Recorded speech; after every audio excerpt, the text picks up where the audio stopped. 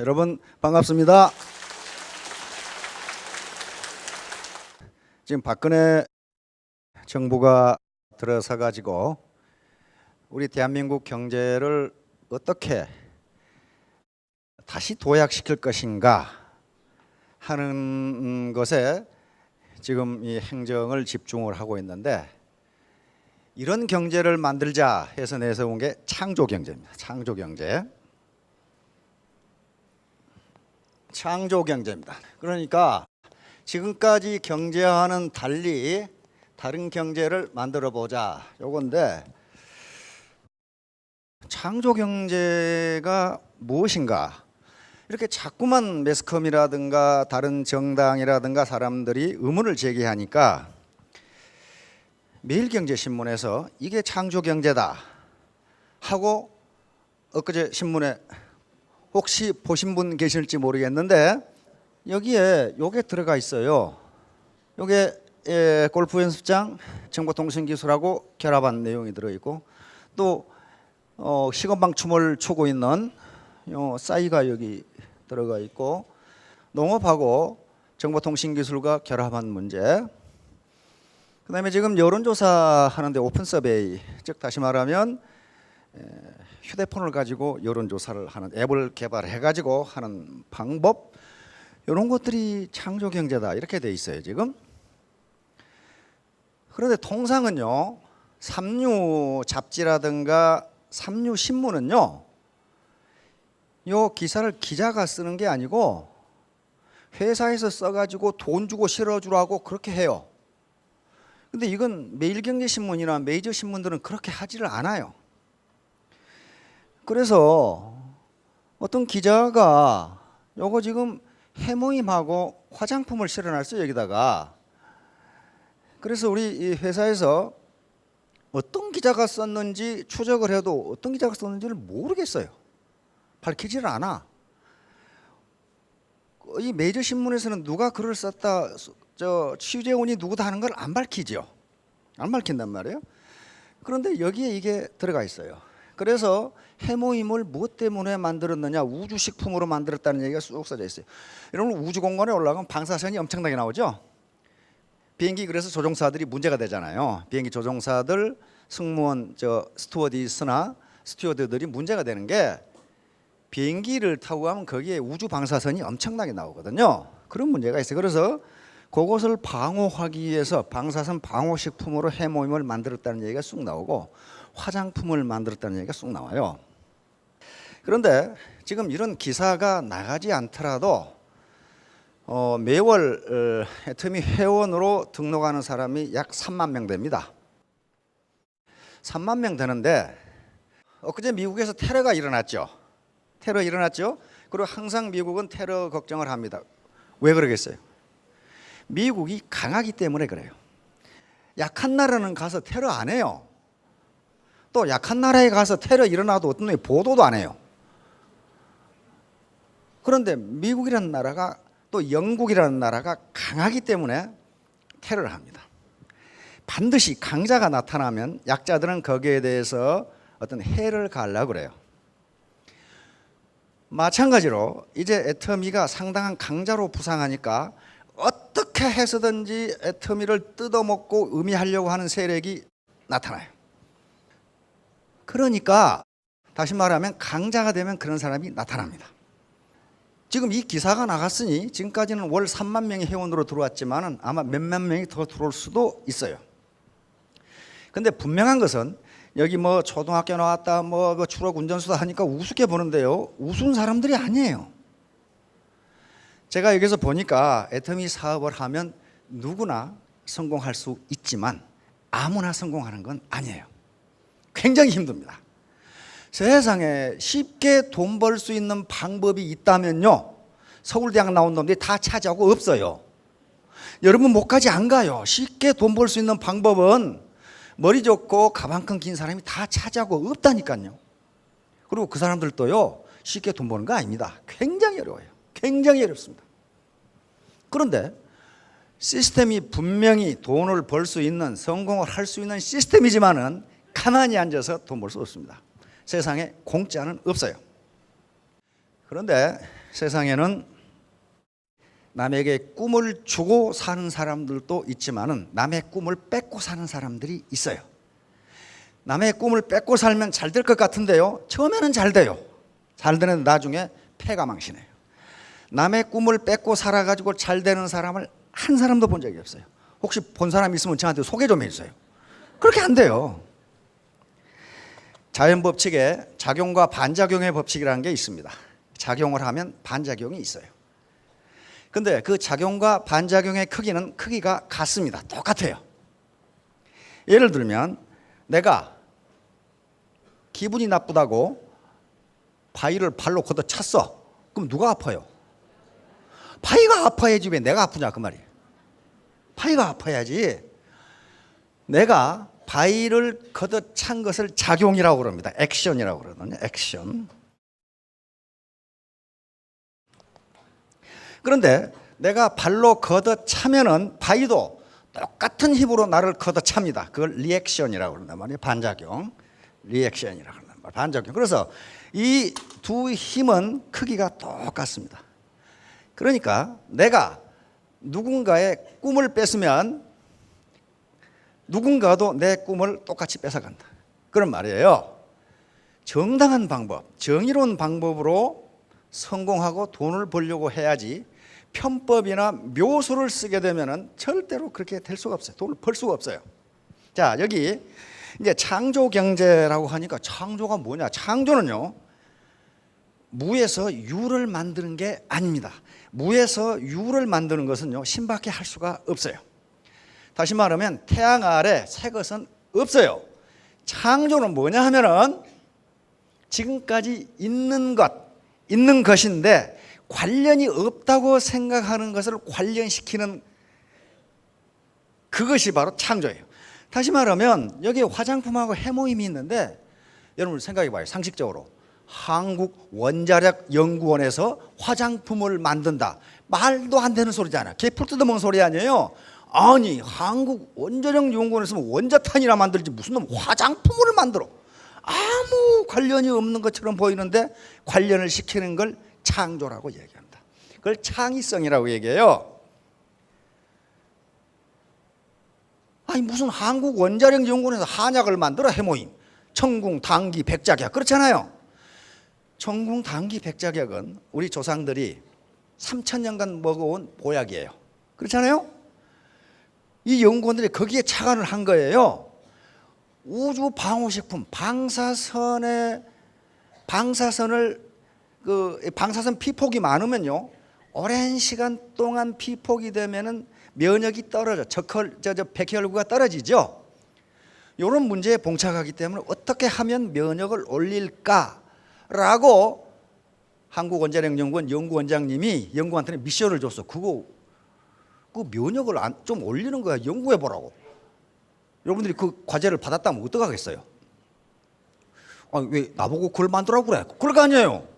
거기다가 밑도 끝도 없이 그 면역을 올리는 걸 한번 만들어 보라고.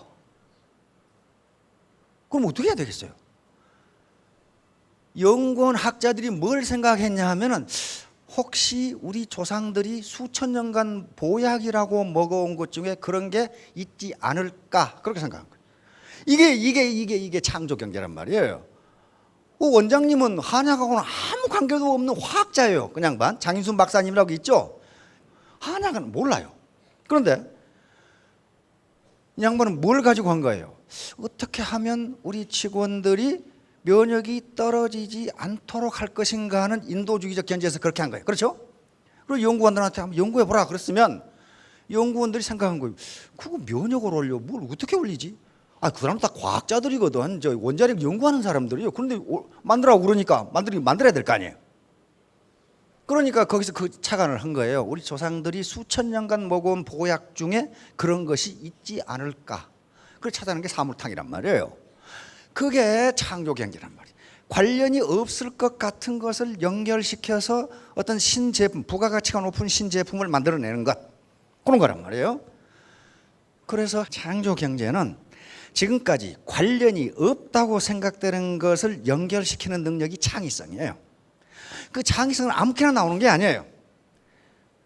자, 그런데 많은 사람들이 아침부터 저녁까지 계속 일을 하는데 왜 못 사느냐 하는 문제. 왜 부자가 안 되느냐? 그거 이상한 거 아니에요. 이상한 거 아니에요. 여기 오신 분들도 경제적으로 뭔가 조금 어려움이 있을 겁니다. 지금까지 네트워크 마케팅, 다단계 마케팅이 두 개의 조합이 있습니다. 직접 판매 조합이 있고 특판 조합이 있고. 그런데 워낙 법이 까다롭기 때문에 점점 회사 수가 줄었어요. 줄어서 100여 개 되던 것이 70여 개로 줄었어요. 그래서 공식적으로 다단계 판매법에 의해서 등록된 회사는 몇 개 안 돼요. 워낙 법이 까다로워서 다단계 수법을 하고 있으면서도 다단계로 등록을 안 하고 방판으로 등록해서 합니다. 이게 한 3만 개 돼요. 그러니까 모든 문제를 저지르는 회사들이 이런 회사들이에요.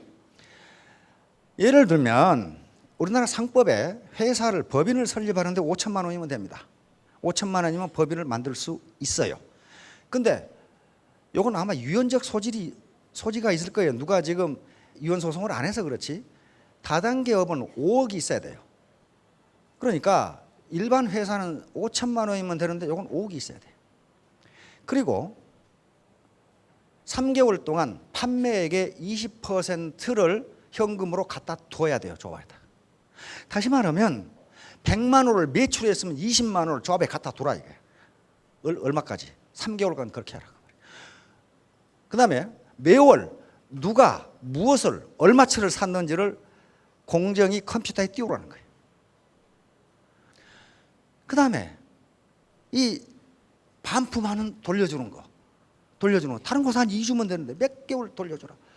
그런 식으로 해놔서 그러니까 민원을 회사에 제기하면 이거 바꿔주시면 회사에서 바꿔주는 거 아니라 거기서 돈 가져가라. 돈 몇 개 났으니까 돈 가져가라. 그럼 여러분 생각해 보세요. 월 지금 300억을 매출한다. 300억에 20%면 얼마예요? 60억이지요. 180억을 갖다 놔라 그 말이에요. 이게 180억이 아니에요. 매출에 180억을 갖다 놔라. 이렇게 하니까 회사에서 가장 우리나라 큰 회사들이 가장 중요하게 생각하는 게 회사의 기밀입니다. 그렇죠? 회사 정보예요. 그런데 그 정보를 다 공개하라는 거예요. 누가 무엇을 언제 얼마치를 샀는지를 컴퓨터에 공개하라는 거예요. 인터넷으로. 그렇게 하니까 다단계는 안 하려고 그래. 그러면 방판으로 등록을 하면 그게 안 돼. 그런 거 없어도 돼. 없어도 되니까 3만 개가 있어요. 방판.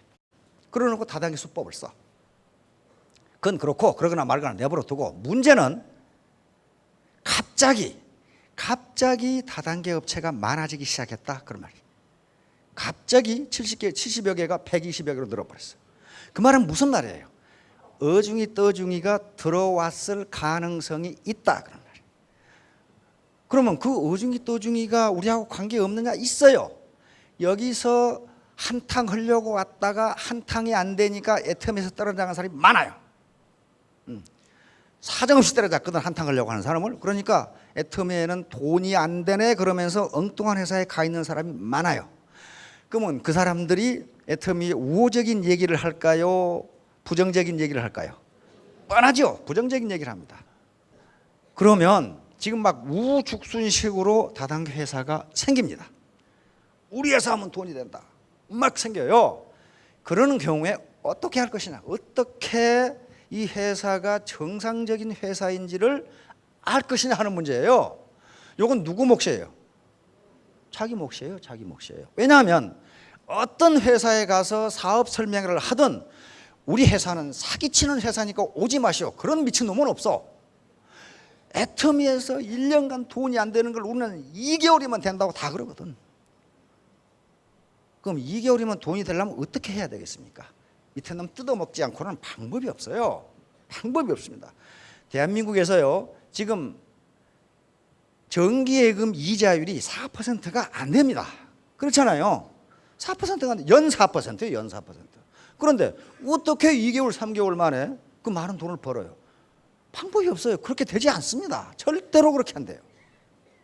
연 이자율이 정기예금이 4%가 안 되는데 어떻게 그렇게 빨리 돈을 버느냐? 말이 되질 않아요. 그러면 어떻게 판별할 것이냐? 이 사업을 할 것인가 말 것인가를 이제 결정을 하는데, 요게 나 같은 사람도 성공할 수 있을까? 다시 말하면 내가 뿌린 대로 거둘 수 있느냐 하는 걸 봐야 된다 말이야. 내가 뿌린 대로 거둘 수 있느냐. 죽으라고 고생하는데 통장에 돈은 안 들어오고, 이렇게 되면은 뿌린 대로 거두지 못하는 거거든요. 그 다음에 어떻게 할 것인가. 사업 방법인데, 사업 방법이 정당하지가 않다면, 대한민국 사회에서 그것이 용인이 되지 않는다면, 그건 분명히 뭔가 좀 수상한 회사예요. 뭔가 수상한 회사예요. 자, 요걸 잘 봐야 돼요. 합법성. 설립. 아마 지금 직판이나 특판에 등록되어 있는, 최근에 갑자기 50여 개가 늘어났는데, 이 회사들은 합법적으로 설립된 회사니 틀림없어요. 합법적입니다. 근데 설립의 합법성과 사업의 합법성은 다른 차원이에요. 다른 차원입니다. 예를 들면 어떤 와이셔츠 한 장, 2만 원 하는 와이셔츠 한 장을 200만 원에 판다고 해서 불법 아닙니다. 그러나 그건 사업 방법에 도덕적으로 문제가 있어요. 어떻게 2만 원짜리를 200만 원에 파느냐. 그런 회사 있거든. 있어요. 그러니까 설립이 합법적이냐.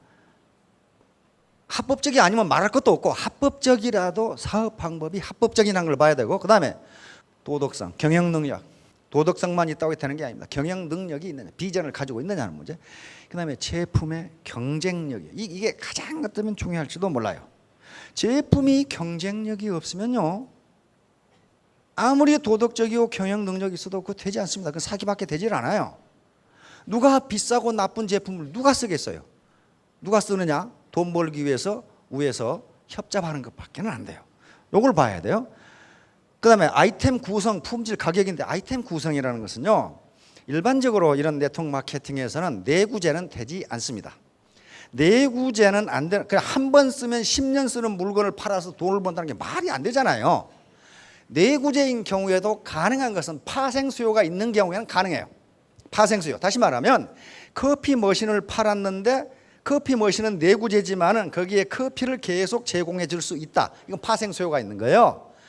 그 다음에 정수기를 팔았는데 정수기 필터를 계속 판매할 수 있다. 이건 파생 수요가 있잖아요. 내구재이면서 파생 수요가 없는 것은 그거 가지고 되질 않아요. 그래서 아이템 구성이 어떻게 되어 있는가를 봐야 되고, 그것이 생활 필수품인가를 봐야 됩니다. 생활 필수품인가를 봐야 됩니다. 반드시 내가 여기서 안 쓰더라도 어디선가 사 쓰는 물건인가 아닌가. 그게 사치자면요, 뭐하러 삽니까? 그걸 사치자는 필요 없는 걸 뭐하러 사요? 그래서 아이템 구성이 대단히 중요합니다. 그 다음에 수익구조, 보상 플랜. 재주는 곰이 넘고 돈은 떼놓이 버린 거 아닌가. 즉 누군가가 빨대 꽂아놓고 빨아먹는 사람이 있느냐 없느냐 하는 문제예요. 이렇게 돼가지고는 아무리 아이템이 좋고 품질이 좋고 가격이 싸도 되질 않아요. 되질 않아요. 밑에서는 고생만 하지 안 된다고요. 비용보다 앞으로 남고 뒤로 미치는 장사가 아닌가. 진입비라는 게 지금 애터미를 제외하고 제가 조사를 해보면 다른 네트워크 회사는요, 회원 등록할 때 등록비를 내야 됩니다. 물건을 얼마치 이상 사야 돼요. 안 그러면 회원 등록이 안 돼 아예. 그다음에 매월 의무 구매 양이 있어요. 그걸 사야 돼요. 그걸 안 사면 수당 안 주겠다는 거예요. 그럼 어때요? 품질이 좋고 싸다면 사서 쓰면 돼요. 그렇죠? 그런데 그런 게 아니에요. 품질 별론데, 또는 품질은 동등한데 가격이 비싸. 그러면 그걸 계속 샀을 사람이 어디 있어요? 다시 말하면 내가 돈을 버는 일이 아니면 안 쓴단 말이에요. 그렇게 돼 있는가를 보라는 거예요. 꼭 애터미를 하라는 게 아니고, 애터미에서 이런 기준을 가지고 다른 회사도 한번 판단을 해보라는 거예요. 다음에 비전. 회사가, CEO가 가장 큰 죄는 회사가 망하는 겁니다. 망한 회사는 그 CEO는요, 사회에 대해서 가장 큰 죄를 짓는 거예요. 얼마나 많은 사람이 생계수다를 있습니까? 대우가 망했다? 그거 뭐 망한 걸로 끝나는 게 아니고 얼마나 많은 사람이 피해를 봤습니까? 그렇잖아요. 그 죄가 가장 커요. 그렇듯이 이 회사가 비전이 있는 것이냐, 앞으로 발전할 가능성이 있느냐, 내가 마지막이냐 하는 걸 보셔야 된다. 이런 걸 가지고, 이런 요소 6개 요소를 가지고 어떤 회사든지 판단을 해보세요. 애터미는 이런 것이 없습니다, 이렇게 이야기하지 않습니다. 다 갖추고 있습니다. 다른 회사를 가도 다 갖추고 있습니다. 이렇게 얘기해. 그러면 판단은 누가 해야 돼요? 자신이 할 수밖에 없어요. 그것도 못하겠다면 그건 뭐 어쩔 수가 없어요. 그건. 자, 지금 이렇게 열심히 일하는데 왜 나는 경제적 자유를 얻지 못할까? 한마디로 말하면 자본 부족이에요. 자본 부족. 이 자본이라는 것이 없는 겁니다. 자본이라는 것이 없어요. 캐피탈이라고 그러는데 자본이라는 게 없어요.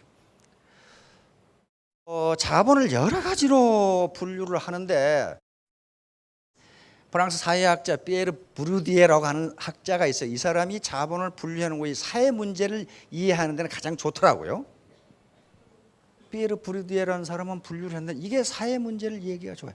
76만 개가 생기는데 그중에 몇 개가 망하냐고 그랬더니 74만 개가 망한답니다. 1년에 74만 개가 망해요. 2만 개는 성공했느냐? 그것도 1년을 조금 버텼다 그 말이에요. 그러면 누가 돈 벌었어요? 간판 장사. 그렇죠. 간판 장사. 우리 본사협회도 계속 간판이 박혀. 횟집에다가 망해서 나가고 이불집에다가 이불집도 곧 망하겠더라고. 사람이 없어. 사람이. 미장원 했다 망하고 빵집 됐다가 망했다가 무슨 뭐 스파게티 했다가 그러니까 간판만 계속 바뀌어. 안 돼요. 그럼 왜 안 되는가 하는 거예요. 왜 안 되는가? 뭐 안 되는 이유를 알아야 돼요. 재수가 없어서? 재수 가지고 따지면 그건 안 돼요. 재수 가지고 따지면 평생 재수가 없어요. 그러니까 재수가 없어서 아니고 자본 부족이에요. 자본이 경제자본이라는 게 있습니다. 경제자본. 통상 우리가 얘기하는 자본, 이건 화폐 자본이에요. 화폐란 말이에요. 화폐 자본인데, 그러니까 이것은 이런 것들이 시설이 전부 다 자본이라고 그럽니다. 그래서 요거 나중에 결국 화폐 가치로 환산이 되니까 화폐, 돈이라고 간단히 얘기합시다. 여기에 돈 100억 가진 분, 50억 가진 분이 여기 앉아 계실 리가 없어요 지금. 그렇잖아요. 20억 가진 분은 계실란가? 사모님 20억 가지고 계시나요? 20억 가지고 계시다. 근데 그게 유동자본이 아니고 고정자본으로 있을 가능성이 많아요. 시골에 땅 사러 가보면요. 우와, 나 시골 분들 나 그렇게 재벌인지를 몰랐어요. 평범한 밭인데 평당 80만 원이더라고. 3만 평이면 얼마입니까? 240억. 그런데 그분 주머니에는 빈털털이야. 아무것도 없어. 고정자본이 그렇다는 거지 유동자본이 없어요. 화폐자본이 없다고요. 그러면 요게 경제자본, 쉽게 말해서 현금화할 수 있는 화폐자본, 이거 주식이라든가 채권 다 마찬가지요. 금이나 이런 거 가지고 있으면 생산성이 올라요. 생산성이 오릅니다. 100억 가지고 있으면 은행에 예금만 해도 4%여도 얼마입니까? 4억이잖아요. 그렇잖아요. 4억 가지면 좀 쓸만하지요. 그거 좀 부족합니까? 쓸만하잖아요. 이 화폐 자본이라는 걸 가지고 있으면 자기가 아무것도 하지 않아도 이 자본이 생산을 해준다고요. 그러잖아요. 주식 100억 가지고 있어봐요. 매년 배당금 나오잖아요. 배당금 나오고 주식 가격이 올라요. 그러면 자기가 맨날 골프만 쳐도 누가 생산성을 발휘해줘요? 자본이 생산성을 발휘해줘요. 이게 자본 시스템이. 그러니까 이 화폐 자본을 많이 가지고 있는 분은 다시 고정 자본을 이 화폐 자본으로 만들 수가 있어요. 자, 그러면 두 번째, 자본이 여기서 끝나버린다면은 가난한 사람은 부자가 될 가능성이 거의 제로입니다. 없어요. 무슨 방법으로 부자가 돼? 구멍가게, 다시 말하면 자영업 76만 개, 74만 개 망하는 게 이것 때문에 망하는 거예요. 적어도 자기 돈으로, 자기 자본으로 했다면 그렇게 망하지는 않을 거예요. 한 2년은 버틸 거예요. 그렇죠? 전부 다 대출해가지고 했기 때문에 이자 감당이 안 되고, 그냥 뭐 감당이 안 돼요? 가계세 감당이 안 돼. 그렇죠? 그 가계라는 고정자본이 자기 거라면은 망하지는 않아. 밥은 먹고 살아. 그렇죠? 밥은 먹고 살아요. 그런데 가계세 내고, 유틸리티, 전기라든가 수도세 내고, 인건비 내고, 그 다음에 돈 빌렸으면 돈 이자 나가고, 어떻게 감당을 해? 1년 버티기 힘들어요. 뭐 때문에? 화폐 자본이 없어서. 화폐 자본이 없어서. 그러면 화폐 자본이 없는 사람은 어떡하란 말인가? 평생 가난뱅이로 살라는 말인가 하는 문제가 생겨요. 그렇잖아요. 예, 여기 다행히 사회자본이라고 하는 자본이 있습니다. 사회자본, 소셜 캐피탈이라고 그러는데,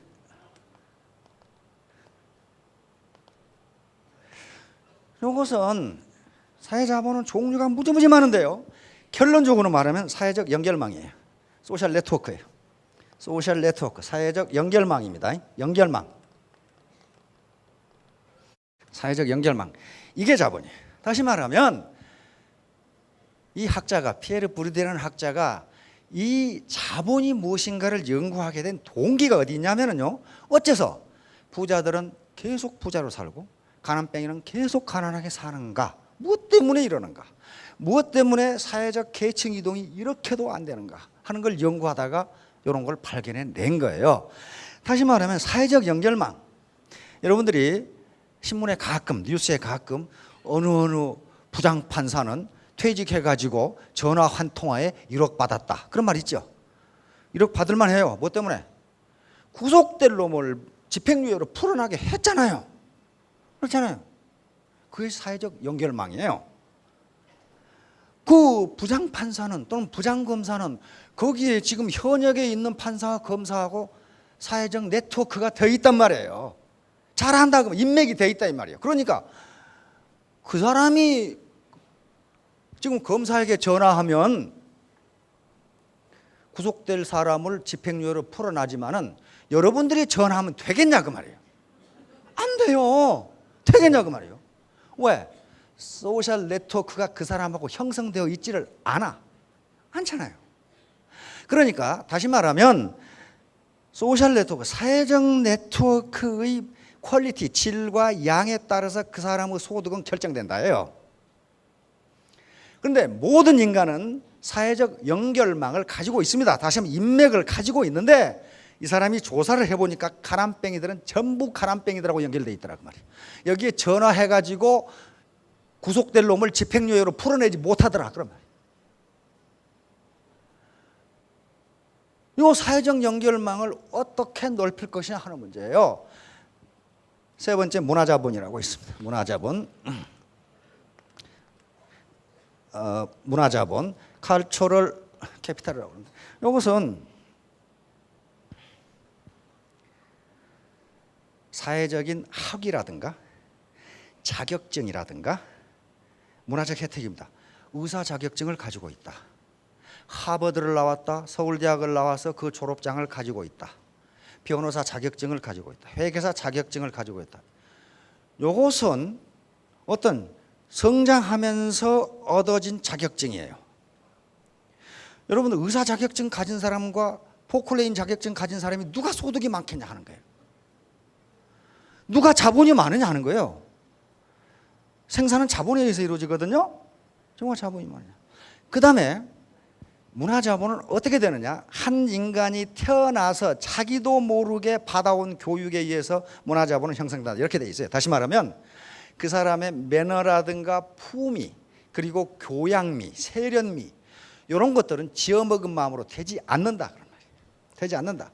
그런데 사회적으로 교양미가 있고 세련미가 있고 매너가 좋고 그 다음에 아주 품격 있는 언어를 구사하고 하는 사람이 사회적으로 더 좋은 위치에 올라가겠느냐, 10원짜리 동전이 입에서 계속 나오는 사람이 사회적으로 좋은 위치에 올라가겠느냐 하는 거예요. 다시 말하면 이 사회자본과 문화자본의 크기가 결국 뭘 결정하냐 하면은, 뭘 결정하느냐, 경제자본의 크기를 나중에 결정하더라 그런 말이에요. 사회적으로 좋은 대학, 좋은 학위, 그 다음에 인정받는 어떤 자격증, 그리고 세련미, 그 다음에 사회적 네트워크가 자기가 알고 지내는 인맥이 상당한 수준에 있는 사람들은 소득이 높더라는 거예요. 거기서 넣는 소득이. 그래서 이것이 다시 경제자본으로 가고 경제자본이 다시 사회자본으로 오고 이 악순환을 계속하기 때문에 사회적 계층 이동은 되지 않는다, 이렇게 결론을 내린 거예요. 그 좋은 예가 서울대학이에요. 서울대학 학생 조사해 보세요. 자기 부모가 전문직과 관리직에 있는 사람이 70, 80%. 서울대 학생이 그렇게 생겼어요. 연고대도 마찬가지예요. 자기 부모가 전문직이나 관리직에 있는 사람이 거의 70%예요. 그럼 옛날에는 농촌 사람이 많았는데 그때는 그랬어요. 왜 그렇게 했어요? 그때는 관리직이나 전문직이 별로 없었거든. 다 농사꾼이었거든. 지금은 그렇게 되지 않는다는 거예요. 되지 않는다. 왜 그러냐면은 그러면 그 서울대학에 들어간 전문직, 관리직 자녀들이 다 머리가 좋은 자 그게 아니라는 거예요. 그게 아니에요. 태어나서 성장해오는 과정에서 학업을 할 수 있는 분위기 속에서 살았기 때문에 그렇게 된다는 거예요, 지금. 우리 시중에서 이 베스트셀러가 되었던 책이 괴짜 경제학, 또 슈퍼 괴짜 경제학이라는 프리코노믹스를 그렇게 번역을 해놨어요. 시카고 대학 교수가 쓴, 젊은 경제학자가 쓴 건데요. 자녀의 성적과 부모하고 무슨 관계가 있는가를 통계학적으로 분석해 놓은 게 있어요. 거기 보면 부모가 어떤 직업일 때 자녀의 성적이 좋은가, 무엇일 때 나쁜가, 이혼했다, 이거 어떻게 되냐 하는 문제를 다 통계학적으로 검사해 놨어요. 그런데 뭐가 있냐면은 부모가 가지고 있는 책의 권수와 자녀의 성적은 비례한다 이렇게 돼 있어요. 오늘 가서 책방에 가서 책 쏘은 사람 무지하게 많을 텐데 그게 그런다고 되는 게 아니고 그 말은 무슨 말이냐면 평소에 공부하라고 하지 않아도 부모가 연속극만 보고 있는 사람과 책을 보고 있는 사람은 그 자녀들이 배우는 문화가 다르다 그런 얘기예요 지금. 그러니까 서울대학에 들어가는데 다 머리가 좋은 게 아니고 커 나올 때 그 문화적 환경 속에서 자랐기 때문이다 그런 얘기예요 지금. 자 그러면 여기에 지금 오신 분들 중에 경제자본이 풍부하지 못해. 땅은 20억 가지고 계신 분이 상당히 많아요 보니까 땅. 근데 주머니는 먼지가 지금 조금 이렇게 날라오고 그래. 왜? 유동자본이 없어. 고정자본은 있는데. 그 다음에 뭐 아까 이 리더블 때 생각했지만 문화자본도 그렇게 풍부하지가 못한 것 같아. 에? 이것들이 나타나는 게 상징자본입니다. 상징자본이라는 저 사람은 괜찮은 사람이야 이렇게 인정해 주는 거예요. 저 사람은 괜찮은 사람이야. 그렇게 회사에 들어가도 똑같아요. 자네 부친이 그분이야? 이렇게 하면 벌써 보는 눈이 달라져요. 그렇잖아요. 이게 상징성이에요. 상징성. 예를 들면 그 자본이 매우 중요한데 여기 계신 분 중에 상징 자본이 그렇게 큰 분이 없어요. 예를 들면 우리 지금 여기 박정수 아줌마라고 거기 있잖아요. 망한 오리탕집 아줌마. 혼자 유일하게 크라운이 됐어요. 크라운 마스터 됐죠? 근데 물어봤어요. 크라운이 되기 전과 후에 뭐가 다르냐? 크라운이 되니까 오라는 데가 많아. 우리 센터에 와서 강의 좀 해달래. 갔다 하면은 전부 신문지 깔고 앉아. 얼마나 많이 오든지. 그건 뭐 때문에 그래요? 그냥 갑자기 이뻐졌나? 그런 거 아니에요. 갑자기 무슨 좋은 자격증을 얻은 게 아니에요. 크라운이라고 하는 상징이 자본으로 작용하는 거예요. 거기서 자본으로 작용해서 자본은 생산성이거든요. 생산성이 높아지는 거예요. 많은 사람이 온다는 것은 그만큼 생산성이 높다는 걸 의미한단 말이에요. 그렇게 무서워요. 이 사회 그 자본을 구성하는 것은 그렇게 무섭습니다. 그러면 아이고 나는 이제 가난뱅이로 살 수밖에 없네. 왜? 경제자본도 없어. 지금 내가 의과대학 간다고 해도 가지도 못할 뿐더러 이거 아직 가망이 없어. 내가 어떻게 서울대학을 들어가면 내가 김연아처럼 어떻게 스케이팅을 타서 어떻게 할 것이냐. 방법이 없잖아요. 자본이 없으면 안 되는데 유일하게 우리가 여기서 넓힐 수 있는 자본이 사회자본이에요. 사회자본.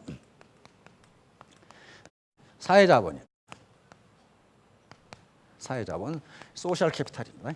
이건 사회 연결망이라고 그랬어요. 다행히 이 네트워크 사업은 사회적 연결망이에요. 네트워크라는 게 연결망이죠. 휴먼 네트워크란 말이에요. 네트워크. 사회적 연결망이기 때문에 이 연결망을 넓혀갈 수가 있어요.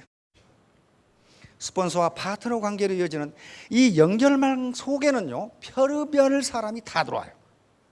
별의별 사람이 다 들어옵니다. 전부 자기 나름대로의 사회적 연결망을 가진 사람들이 이 연결망 속에 들어온다고요. 그렇잖아요. 사장님 파트너 중에 지금까지 살아오면서 뭐 했는지 모르는 분이 많잖아요. 저 인간은 도대체 뭐하고 살았는지 몰라요. 그러나 그 사람도 나름대로의 사회적 연결망을 가지고 있다고요.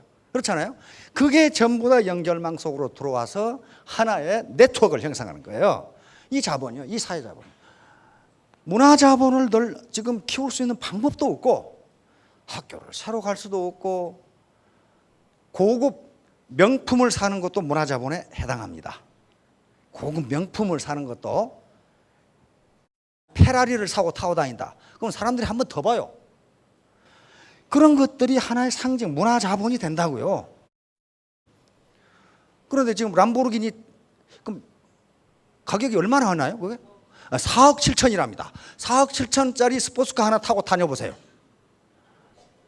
다 쳐다봐요. 그럼 상징 자본도 없어. 경제 자본도 갑자기 못 늘려. 근데 연구에 의하면 가장 빨리 얻을 수 있는 게 경제 자본이에요. 근데 사회 자본과 문화 자본이 되어 있지 않은 중에 경제 자본이 빨리 생기면 어떻게 되느냐? 폐가 망신한단 말이에요. 경제 자본이 가장 빨리 생기는 방법이 뭐예요? 로또. 그다음에 농사 짓던 땅이 갑자기 공단 용지로 편입돼 가지고 수십억 한꺼번에 받는 거. 이게 뭐예요? 경제 자본이 갑자기 생기는 경우 사회 자본과 문화 자본이 그 수준을 따라가지 못하면 폐가 망신한다. 오죽 했으면 미국이나 우리나라에서도 로또가 연금성 로또가 나오죠. 한꺼번에 주니까 전부 술 퍼먹고 마약 퍼먹고 해가지고 도박하고 그래가지고 완전히 전부 다 폐가 망신하더라는 거예요. 그것은 그 자본을 경제 자본을 컨트롤할 수 있는 문화 자본이 다시 말하면 내 품위가 아직 없다는 거예요. 지금 뭐 다 그런 건 아니겠죠. 자, 그래서 사회 자본을 누릴 수 있는 유일한 방법이 지금으로서는 소셜 네트워크를 만드는 수밖에 없어요. 그런데 이 네트워크 속에 들어오면은 성공할 수 있는 분들이 보여요. 어떤 학자가 그래놨더라고. 상대방과 원수를 지는 아주 좋은 방법이 있다. 당신이 그 사람보다 똑똑하다는 걸 증명하면 된다. 그래놨더라고. 맞잖아요. 당신이 그 사람보다 똑똑하다는 걸 증명하면 그 사람하고 원수가 된다는 거예요. 그러나 당신이 그 사람에게 배우는 입장이 되면 그 사람은 당신의 친구가 된다. 그러니까 그런 캐리어를 가진 사람들, 많은 공직에서 많은 부활을 거느렸던 분들, 또는 보험회사라든가 어디 방판회사에서 많은 네트워크를 가졌던 분들이 성공할 수가 있는데 단 한 가지, 휴밀리티, 겸손. 겸손이라고 하는 자본, 이것도 사회자본입니다. 도덕성, 겸손, 규범, 신뢰 이런 것들이 사회자본 밑에 들어가서 이것이 네트워크를 형성하도록, 연결망을 형성하도록 돼 있어요. 예를 들면 부도덕하고 거짓말하고 교만한 사람이 소셜 네트워크가 커지겠냐 그 말이에요. 안 커지잖아요. 누가 그런 사람하고 친구하겠어? 맨날 거짓말하고 교만하고 지 말만 하고 남의 말 안 듣고 그런 사람은 소셜 네트워크가 커지질 않아요. 그러니까 소셜 네트워크가 자본인데 그 밑에 하위 개념이 많이 있습니다. 창조 경제가 나왔기 때문에 생각해 보세요. 76만 개의 자영업이 생겨서 74만 개가 망한다. 그 말은 무슨 말이냐 하면은 자기 자본을 축적하지 않고 이거 하면 잘 되려나 저거 하면 잘 되려나 그렇게 해가지고는 안 된다. 그럼 안 된다. 절대로 안 된다. 내가 지금 경제 자본은 돈이 없어서 하는 것이니까 저건 누릴 수 있는 방법이 없고 유일한 방법은 로또고, 그 다음에 문화자본은 지금 내가 대학을 다닐 수도 없고 의과대에 갈 수도 없으면 문화자본도 안 되고 오로지 가질 수 있는 것은 소셜 네트워크, 사회자본밖에 없어요. 사회자본은 뭘로 나타나느냐? 사회적 연결망으로 나타납니다. 그래서 연결망, 이걸 키우게 되면은 반드시 성공합니다. 그러나 어떤 요행에 의해서 배팅이라든가 어떤 방법에 의해서 묘수를 써가지고 단시간 내에 돈을 벌겠다, 그런 방법은 대한민국에는 존재하지가 않아요. 절대로 그런 거 없습니다. 남의 꿈을 뺏고 살면은 당장 주머니가 채워지는 것 같은데 그 꿈은 누군가가 또 뺏어갑니다. 그러니까 서로 꿈을 주고 살면은 네트워크를 형성해가지고 모두 다 성공하실 수 있을 겁니다. 자, 모두 크게 성공하시기 바랍니다. 감사합니다.